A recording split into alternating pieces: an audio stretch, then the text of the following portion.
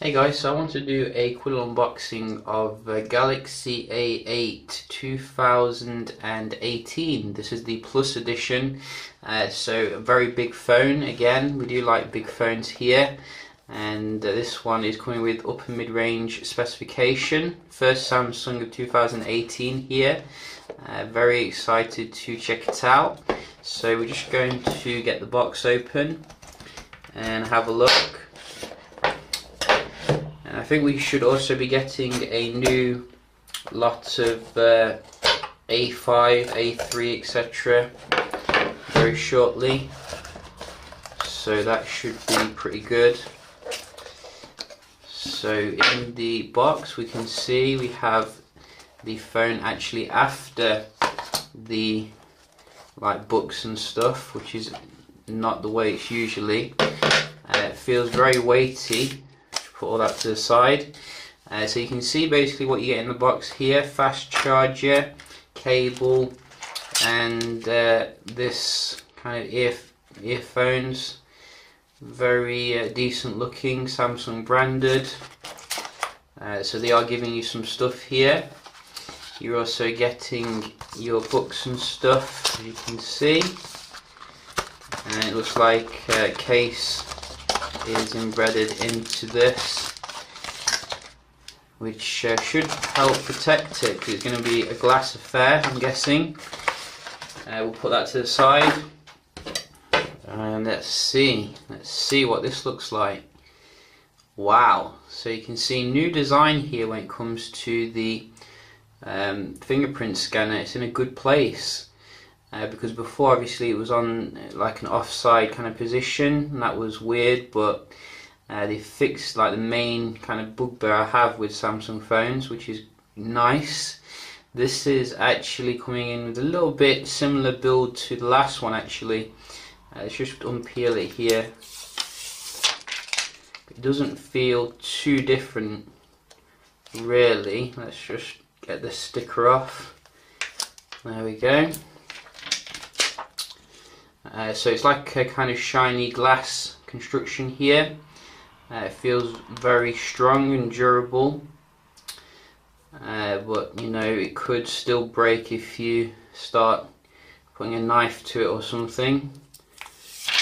And that is the front. So you can see very minimal bezel here. I think Samsung is ahead when it comes to the bezel ratio compared to Sony. When it comes to the mid-range premium handset. So props where props is due.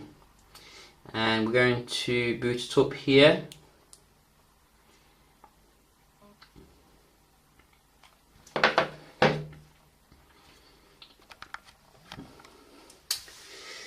So what kind of specs can we expect here? Let's have a look. 6 gigs of RAM, very nice. 64 gigs internal storage.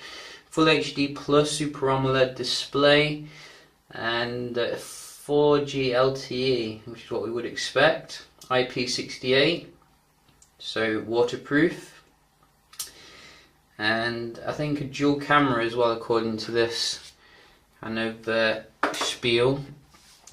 So we'll just go through this nice and fast, and you can see the setup process. It looks like we're running Samsung Experience. Which is expected.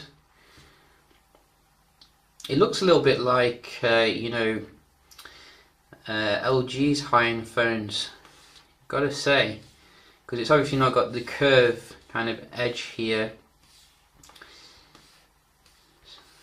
Looks like you got face recognition as well, which is very good.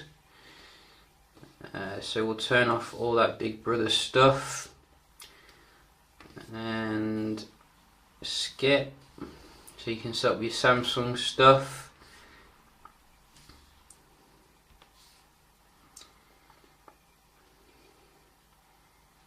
And we're in. So this is the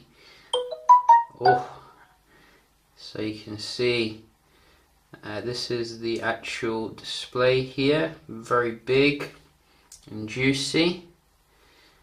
And you get the familiar kind of interface here as the S8 and the Note 8, which is nice. And let's have a look. So you still have the Bixby, which I still can't be bothered to check out. I don't think it's going to rival Google Assistant. Let's just see the wallpapers here. So we have some new ones. These look nice.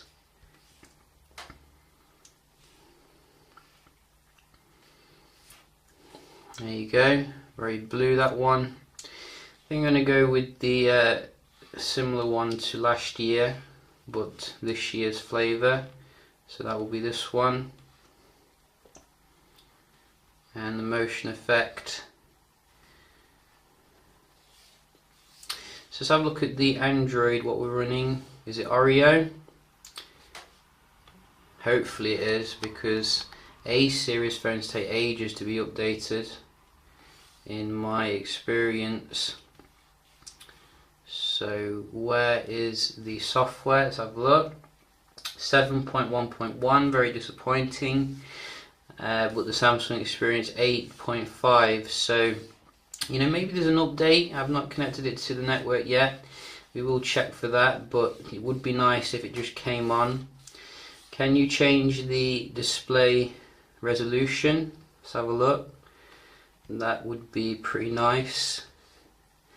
So I can't, it's not jumping out at me, because you can do that on the bigger phones. You got your screen mode, which is quite good. In fact, we've had that for ages.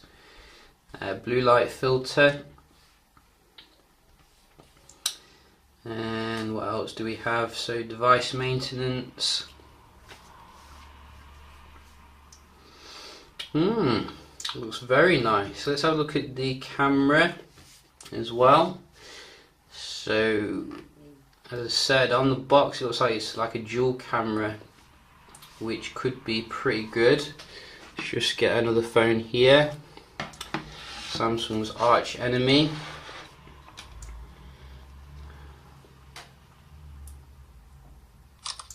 Focus seems nice and fast.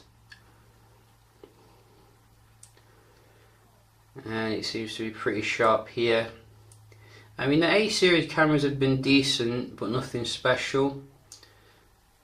You know, I've always wondered why they don't just use last year's tech in them, because then it would be a very kind of well-rounded experience. Don't get 4K, unfortunately. HDR's on there, and you get full HD for the front camera.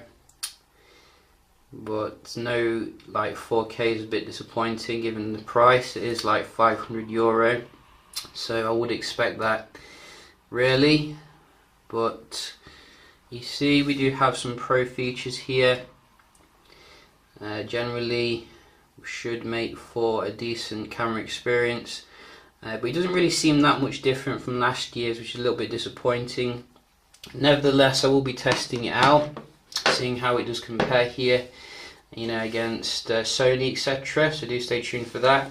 Hope you enjoyed the video, found it helpful, and I'll see you in the next one. Cheers.